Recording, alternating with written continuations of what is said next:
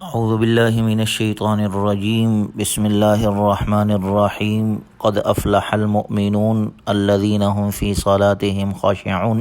یہ 18ویں پارے کی پہلی سورت سورہ مؤمنون ہے جو 118 آیات اور 6 رکوعات پر مشتمل ہے۔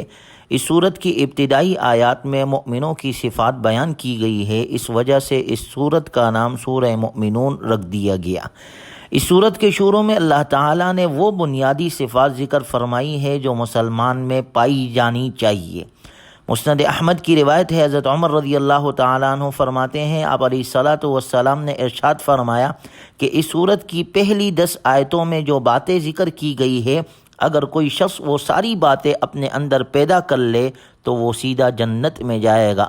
ایک روایت میں حضرت عائشہ صدیقہ رضی اللہ تعالیٰ عنہ سے پوچھا گیا کہ آپ علیہ الصلاۃ والسلام کے اخلاق اور اوصاف کیسے تھے؟ اس کے جواب میں حضرت عائشہ صدیقہ رضی اللہ تعالیٰ عنہ نے سورہ مؤمنون کی ابتدائی 10 آیات تلاوت فرما دی، کہا کہ یہ سب آپ علیہ الصلاۃ والسلام کے اوصاف تھے۔ اس سورت مبارکہ کی ابتدائی آیات میں مؤمنوں کی 7 ایسی صفات ذکر کی گئی ہے جن کی وجہ سے وہ جنت الفردوس کے مستحق ہوں گے۔ ارشاد باری تعالیٰ ہے، قد افلح المؤمنون، تحقیق اہل ایمان کامیاب ہو گئے۔ اس پہلی آیت میں ان لوگوں کی تردید ہے جو دنیاوی چیزوں کو دیکھ کر کامیابی کا فیصلہ کر لیتے ہیں اور یوں سمجھتے ہیں کہ بادشاہ کامیاب ہے، کوئی سمجھتا ہے مالدار کامیاب ہے، کوئی گمان کرتا ہے کہ بڑی جائیداد والا کامیاب ہے۔ اللہ نے فرمایا اصل کامیابی آخرت کی کامیابی ہے، وہاں اہل ایمان ہی کامیاب ہوں گے۔ وہاں کے کامیابی کے بارے میں اللہ نے فرمایا فَمَنْ زُحْزِحَ عَنِ النَّارِ وَأُدْخِلَ الْجَنَّةَ فَقَدْ فَازَ، جو شخص دوزخ سے بچا دیا گیا اور جنت میں داخل کر دیا گیا سو کامیاب ہو گیا۔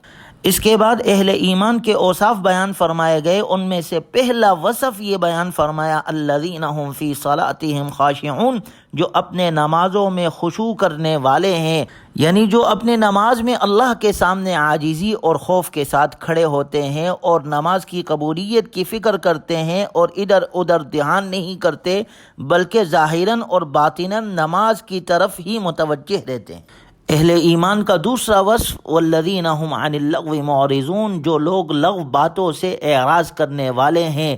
لغو ہر اس بات اور اس کام کو کہتے ہیں جس کا دنیا اور آخرت میں کوئی فائدہ نہیں۔ مؤمن بندے نہ لغو بات کرتے ہیں نہ لغو کام کرتے ہیں۔ وَإِذَا سَمِعُوا اللَّغْوَ أَعْرَضُوا عَنْهُ، اور جب لغو بات سنتے ہیں تو اس سے کنارہ ہو جاتے ہیں۔ آپ علیہ الصلاۃ والسلام کا ارشاد مبارک ہے، من حسن اسلام المرء ترکہ ما لا یعنی، انسان کے اسلام کی خوبی میں سے ایک یہ بات ہے کہ جو چیز اس کے کام کی نہ ہو اسے چھوڑ دے۔ اسی طرح اہل ایمان کا تیسرا وصف والذین هم للزکاۃ فاعلون، اور جو لوگ زکوٰۃ ادا کرنے والے ہیں۔ لفظ زکوٰۃ اپنے لغوی معنی کے اعتبار سے پاک صاف ہونے کے معنی پر دلالت کرتا ہے، اور اسی لیے مال کا ایک حصہ بطور فرض فقراء اور مساکین کو دینے کا نام زکوٰۃ رکھا گیا ہے، کیونکہ اس سے نفس بھی بخل سے پاک ہوتا ہے اور زکوٰۃ کی ادائیگی سے مال میں بھی پاکیزگی آ جاتی ہے۔ چوتھا وصف اہل ایمان کا والذین هم لفروجہم حافظون، اور جو لوگ اپنی شرمگاہوں کی حفاظت کرتے ہیں، یعنی اس بات سے حفاظت کرتے ہیں کہ اپنی جنسی خواہشات کو پورا کرنے کے لیے کوئی ناجائز طریقہ اختیار کیا جائے، اس سے اپنے آپ کو بچاتے ہیں۔ وہ زنا اور فحش کاموں سے اپنے آپ کو بچا کر رکھتے ہیں۔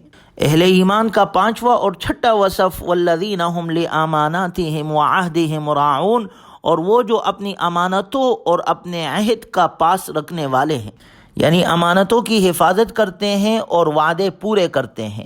حضرت انس رضی اللہ تعالیٰ عنہ فرماتے ہیں، بہت کم ایسا ہوا ہے کہ آپ علیہ الصلاۃ والسلام نے خطبہ دیا ہو اور یوں نہ فرمایا ہو، لا ایمان لمن لا امانت لہ ولا دین لمن لا عہد لہ، خبردار اس کا کوئی ایمان نہیں جو امانت دار نہیں، اور اس کا کوئی دین نہیں جو عہد کو پورا نہیں کرتا۔ آپ علیہ الصلاۃ والسلام نے ارشاد فرمایا، منافق کی 3 نشانیاں ہیں، اگرچہ وہ روزے رکھے اور نماز پڑھے اور مسلمان ہونے کا دعویٰ کرے۔ وہ 3 نشانیاں، جب بات کرے تو جھوٹ بولے، جب وعدہ کرے تو وعدہ خلافی کرے، اور اگر اس کے پاس امانت رکھوائی جائے تو خیانت کرے۔ آگے اہل ایمان کی 7ویں صفت کا ذکر ہے، والذین هم علی صلواتہم یحافظون، اور جو اپنی نمازوں کی پوری نگرانی رکھتے ہیں۔ نمازوں کی نگرانی میں یہ بات بھی داخل ہے کہ نماز کی پوری پابندی کی جائے، اور یہ بھی کہ ان کو صحیح طریقے سے آداب اور شرائط کے ساتھ ادا کیا جائے۔ یہ مومنوں کے خاص 7 صفات اور اوصاف بیان کیے گئے، جس میں سے پہلے نمبر پر ذکر ہے کہ جو اپنے نماز میں خشوع کرتے ہیں، اور آخر میں پھر فرمایا جو نماز کی پابندی کرتے ہیں، جس سے نماز کی اہمیت کا پتہ چلتا ہے۔ اور یہ ساری صفات ذکر کرنے کے بعد مومنوں کو بشارت دی گئی، اولئک هم الوارثون الذین یرثون الفردوس هم فیہا خالدون، یہی وہ لوگ ہیں جو جنت الفردوس کے وارث ہوں گے اور اس میں ہمیشہ رہیں گے۔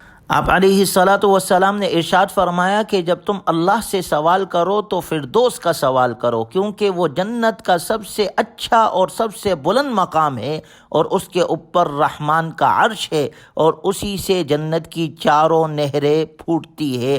اللہ تبارک و تعالی یہ مومنوں کی ساری صفات بھی ہم میں پیدا فرمائے، ہمیں نیک عمل کرنے والا بنائے، اور اللہ ہمیں جنت الفردوس نصیب فرمائے۔ اگلی آیات میں اللہ تبارک و تعالی نے انسان کی تخلیق کا ذکر کیا، اور رحم مادر میں مختلف مراحل جو طے ہوتے ہیں اس کا ذکر فرمایا۔ وَلَقَدْ خَلَقْنَا الْإِنسَانَ مِنْ سُلَالَةٍ مِّن طِينٍ ثُمَّ جَعَلْنَاهُ نُطْفَةً فِي قَرَارٍ مَّكِينٍ، کہ ہم نے انسان کو مٹی سے پیدا کیا۔ انسان کا مٹی سے پیدا ہونا یا تو اس اعتبار سے ہے کہ تمام انسانوں کے والد حضرت آدم علیہ السلام مٹی سے پیدا کیے گئے تھے، پھر تمام انسان ان کی پشت سے پیدا ہوئے، اس لیے بالواسطہ تمام انسانوں کی اصل مٹی ہے۔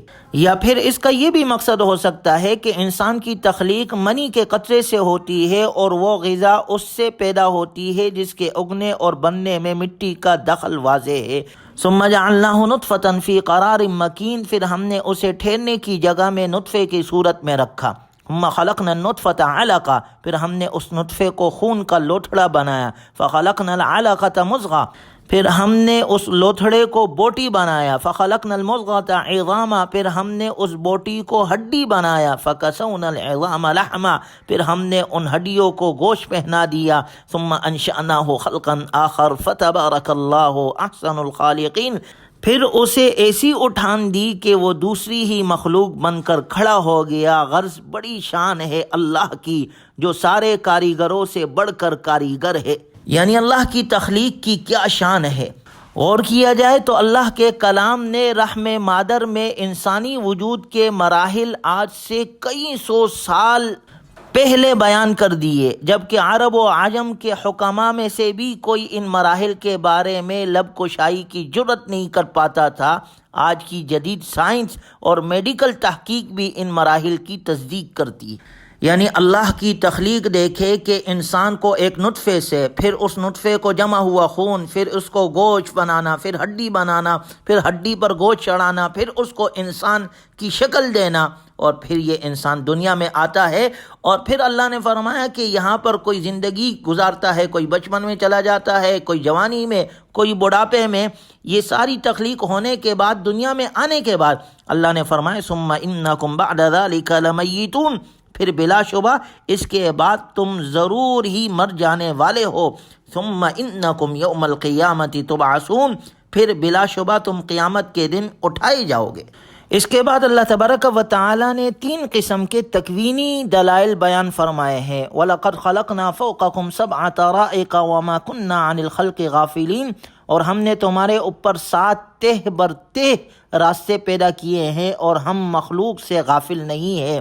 7 آسمانوں اور اس کے اندر جو عجیب مخلوقات ہے ان کی تخلیق کا ذکر ہے۔ وَأَنزَلْنَا مِنَ السَّمَاءِ مَاءً بِقَدَرٍ فَأَسْكَنَّاهُ فِي الْأَرْضِ، اور ہم نے آسمان سے خاص مقدار کے مطابق پانی اتارا، پھر ہم نے اسے زمین میں ٹھہرایا۔ بارش کا برسنا اور اس کے ذریعے سے مختلف غلجات اور پلوں کا اگنا یہ اللہ کی قدرت ہے۔ فَأَنشَأْنَا لَكُمْ بِهِ جَنَّاتٍ مِّن نَخِيلٍ وَأَعْنَابٍ، پھر ہم نے اس کے ذریعے تمہارے لیے کھجور اور انگور کے باغ پیدا کیے۔ لَكُمْ فِيهَا فَوَاكِهُ كَثِيرَةٌ وَمِنْهَا تَأْكُلُونَ، ان میں تمہارے لیے بکثرت میوے ہے اور ان میں سے تم کھاتے ہو۔ وَشَجَرَةً تَخْرُجُ مِن طُورِ سِينَاءَ تَنبُتُ بِالدُّهْنِ وَصِبْغٍ لِّلْآكِلِينَ، اور وہ درخت بھی پیدا کیا جو طور سینا سے نکلتا ہے، جو اپنے ساتھ تیل لے کر اور کھانے والوں کے لیے سالن لے کر اگتا ہے۔ اس سے مراد زیتون کا درخت ہے جو طور سینا کے علاقے میں کثرت سے پائے جاتا ہے۔ اس سے جو تیل نکلتا ہے اس سے روغن کا بھی کام لیا جاتا ہے، اور عرب میں اسے روٹی کے ساتھ سالن کے طور پر بھی استعمال کیا جاتا ہے۔ اس درخت کا خاص طور پر اس لیے ذکر کیا گیا کہ اس کے فوائد بہت ہیں۔ وَإِنَّ لَكُمْ فِي الْأَنْعَامِ لَعِبْرَةً، اور حقیقت یہ ہے کہ تمہارے لیے مویشیوں میں بڑی نصیحت کا سامان ہے۔ نُسْقِيكُم مِّمَّا فِي بُطُونِهَا وَلَكُمْ فِيهَا مَنَافِعُ كَثِيرَةٌ وَمِنْهَا تَأْكُلُونَ، جو دودھ ان کے پیٹ میں ہے اس سے ہم تمہیں سیراب کرتے ہیں، اور ان میں تمہارے لیے بہت سے فوائد ہے، اور انہی سے تم غذائیں بھی حاصل کرتے ہو۔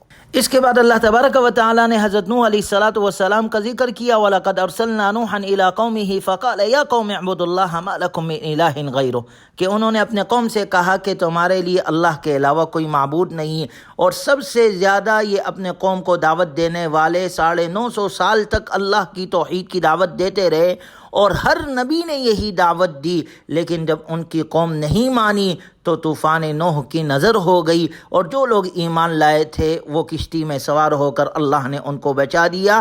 یہ سورت کی ابتدا میں اللہ نے ایمان والوں کی صفات ذکر کی، اللہ ہم میں پیدا فرمائے، پھر انسان کی تخلیق کا ذکر کیا، پھر انسان پر نعمتوں کا ذکر کیا، اور آخر میں اللہ نے فرمایا کہ کامیاب وہی ہے جو ایمان کے ساتھ گیا۔